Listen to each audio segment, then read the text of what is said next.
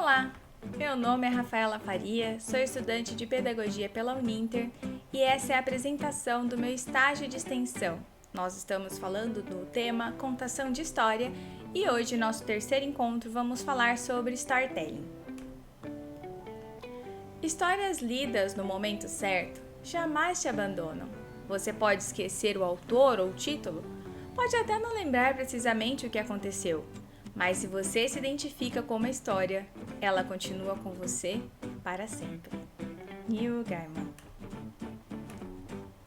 Então, o que é storytelling? Do termo inglês story, que é de história, e telling, de contar. É a arte de contar histórias utilizando técnicas inspiradas em roteiristas e escritores para realizar a transmissão de uma mensagem. Então, ela não é só contar a história, você usa técnicas específicas para contar essa história. Então, a gente coloca a história em várias atividades do dia a dia. É muito utilizado por empresas as técnicas de storytelling. E ela é utilizada, tem toda uma estrutura utilizada, um passo a passo que você utiliza para criar aí uma propaganda, um comercial ou qualquer coisa que você queira passar em forma de história. Então, precisa criar um vínculo. Para você vai divulgar o seu produto ou vai contar uma história com uma base que você quer passar um tema, você precisa que a pessoa que está te escutando, crie o vínculo com a sua história. Então, a pessoa, ela tem que querer ouvir a sua história do começo ao fim. Então, você começa contando a história. Ela precisa ser muito interessante para ela grudar, esse ouvinte até o final dela. Ela é muito utilizada, a técnica de storytelling, muito utilizada em propagandas de marketing, vendas e redes sociais. Então, a gente vê muito, comerciais usando storytelling. Um dos principais, assim, mais famosos é o da Coca-Cola, que sempre conta uma história e quando começa, no Natal principalmente, quando começa a musiquinha, aquele carro brilhante, você já fica com a tela, nem pisca olhando para a tela, porque você sabe que vai ter uma história e você quer assistir até o final. Acontece bastante hoje em dia, em Dia das Mães, Dia das Crianças, Dia dos Pais, com grandes empresas que eles fazem um comercial usando storytelling. Então, a gente já sabe que, de acordo com a neurociência, quando tem emoção, a mensagem é fixada. E aí não importa qual seja a emoção, tanto uma emoção boa como uma emoção ruim. Então, geralmente, é por isso que o pessoal do marketing usa, a emoção na hora de contar uma história. Ela tem que ter um ápice, ou o personagem aconteceu uma coisa muito triste, então você fixa naquela emoção e aí dá tudo certo no final, ou uma alegria imensa para que a mensagem seja passada, fixado. E no caso do marketing, que você goste da marca, que você se vincule à marca, que ela faça sentido para você, para que você queira comprar ali aquele produto. Então, quais são os principais elementos do storytelling? Mensagem, ambiente, personagem e conflito. Então, qual é a ideia que você deseja passar? No primeiro momento, eu vou criar uma história para os meus alunos, ou para a minha contação, ou para a minha empresa, para falar sobre determinado produto. Qual é a ideia que você deseja passar? E onde vai se passar essa história? Então, tem que criar todo o ambiente para que o vínculo aconteça com o seu público. Então, quem vai ser dos meus personagens que vai passar a ideia que eu desejo? Às vezes tem mais de um personagem. O personagem tal é o que vai passar a minha ideia. Ou você tá só um personagem, mas quem que ele é, que vai passar a minha ideia? E qual é o conflito da história? Então, ele vai ter que ter um conflito que esse personagem vai vivenciar num determinado ambiente para que a mensagem seja passada. Uma das técnicas mais utilizadas é a técnica de Joseph Campbell, que é a jornada do herói.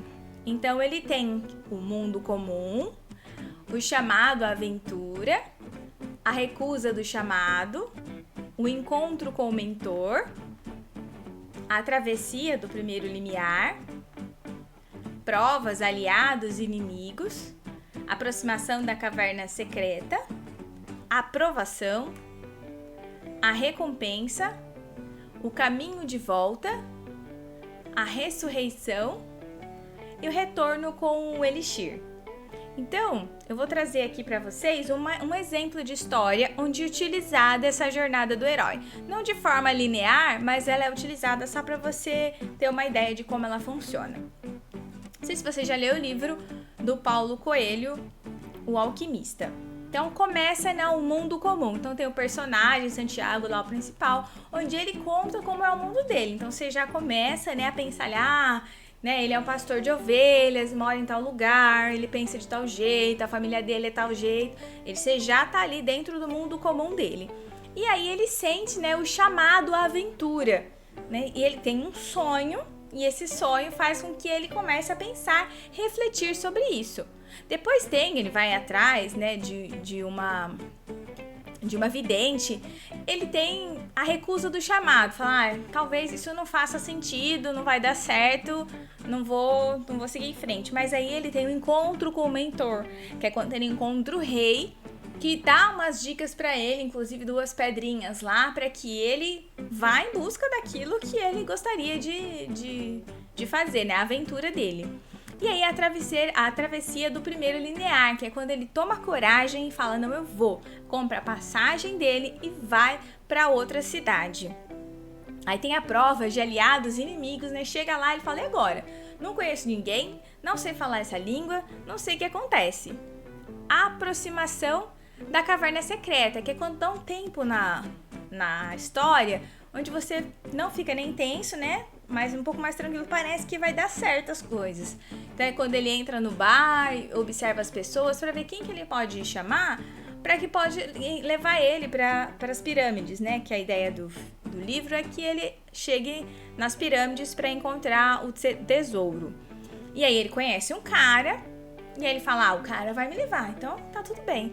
Vem a aprovação, que é quando esse cara rouba o dinheiro dele e ele fica lá, num país onde ele não sabe falar a língua, sem nenhum centavo, sem saber o que fazer. Ele fala, não posso ir embora, mas não posso ficar, o que eu vou fazer, né? O que vai acontecer na minha vida? Que é esse momento da aprovação. E aí, dentro dessa aprovação, ele tem várias partes do livro, então depois ele vai, conhece a loja de cristais, trabalha lá durante um período, aí ele ganha dinheiro suficiente, então vem aqui pra recompensa, quando ele começa, ele ganha dinheiro suficiente pra voltar pra cidade dele, mas ele pensa, nossa, cheguei até aqui, acho que eu vou pro Egito. E aí ele vai, passa pelo deserto, conhece a Fátima, que é o amor da vida dele, assim como ele conhece o alquimista.